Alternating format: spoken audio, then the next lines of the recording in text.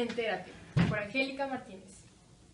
Bajo el régimen de Adolfo, él tuvo un éxito conocido internacionalmente con el título del Milagro Mexicano.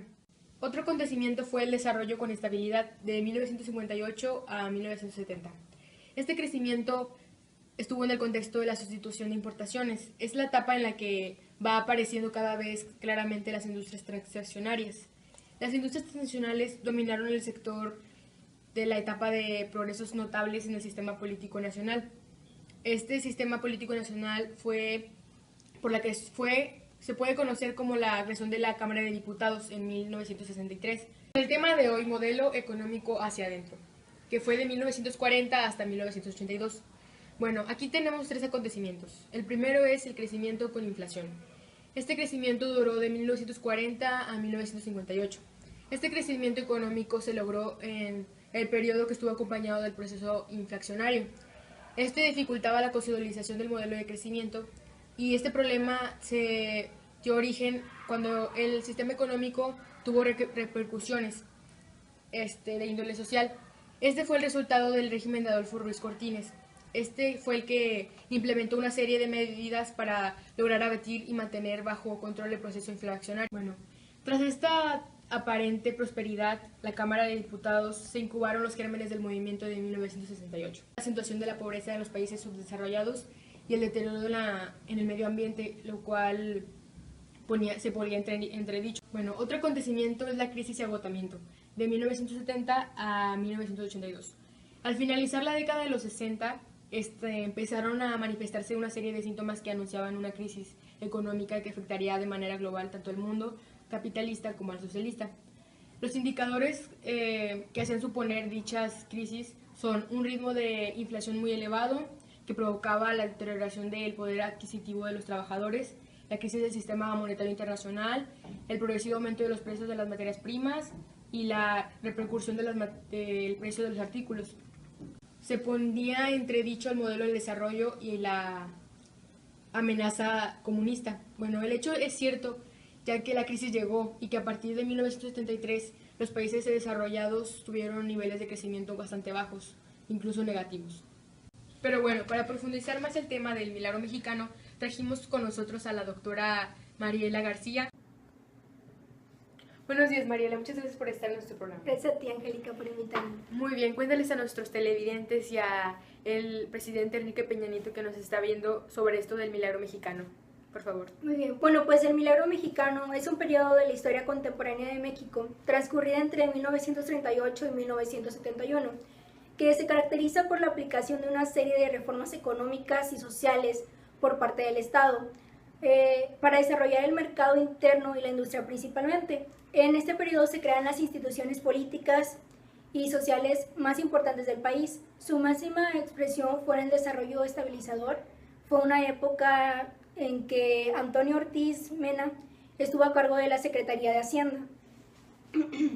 Durante esta época se dio el famoso 12.50 el dólar, lo que demostró la estabilidad de México. Duró más de 20 años. Este periodo inició en la Segunda Guerra Mundial, en la que México enviaba materia prima a los aliados y a cambio recibía maquinaria y tecnología.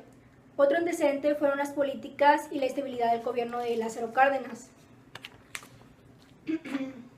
Pues en sí el milagro mexicano acabó con el inicio del gobierno de Luis Echeverría. La Segunda Guerra Mundial dio un gran estímulo al crecimiento de la economía mexicana. De 1940 a 1956, se ve en México un periodo de crecimiento hacia afuera, basado en un dinamismo del sector primario. Esta política puede definirse como crecimiento sin desarrollo, ya que el número de industrias del país aumentó, pero sin la base sólida que es la libre competencia. Muchas gracias, Mariela, muy interesante el tema, espero que todos hayan entendido. Muy bien, televidentes, pero esto no es todo. Tenemos también los factores de este milagro mexicano y información sobre el movimiento del 68. Quédense con nosotros. Sí, yo te escucho, Angélica, estoy contigo, gracias. Como podemos ver, como dijo la doctora Mariela, este es un tema muy interesante, pero ahora yo les daré a conocer los factores que influyeron en este ámbito. Bueno, los generales fueron la Segunda Guerra Mundial, como todo el mundo lo conoció, fue un evento muy grande. El número de industrias mexicanas que definió el crecimiento sin desarrollo, el aumento de la tasa del sector agrícola que fue alrededor del 7.6%, las tasas de crecimiento anual que eran del 6%, las aplicaciones de series de reformas económicas y sociales, parte del Estado que desarrolla el mercado interno, se crean las instituciones políticas y sociales más importantes del país. Ahora voy a dar los factores externos, que fue la Segunda Guerra Mundial, explotación de alimentos y materia prima que se generaban en el país, que podrían llevarlo de un país a otro, producción de manufacturas y con esto la impulsación de instituciones. Y los internos fueron un estado de gobierno fuerte, fue consolidado por instituciones fuertes, el presidente, el ejército, el partido homogénico, la disposición gubernamental para investir. Bueno, ahora, sabemos que todos estos llevaron a México a una economía grande, gracias. Pero también hubo un factor que influyó mucho, un acontecimiento muy grande para que esto decayera. A pesar de que México obtuvo mucho dinero, lo perdió por medio del movimiento estudiantil del 68. El movimiento estudiantil se ha mitificado algunas veces, en otras ha enarbolado como la bandera de la lucha para nuevas generaciones, lo que rara vez se ha abierto un análisis de las causas de las faltas que se tuvieron y, por supuesto, del almacén y repercusión que dicho movimiento tuvo. En 1968, en que se dio una revuelta, estaban celebrándose en México las Olimpiadas del 68.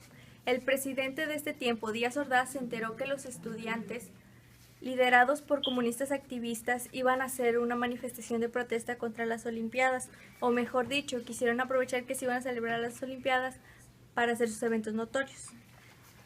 Quiso que estos eventos oscurecieran las Olimpiadas en México, por lo que puso a los ganaderos que detuvieran la revuelta que se presentaba a hacer los comunistas.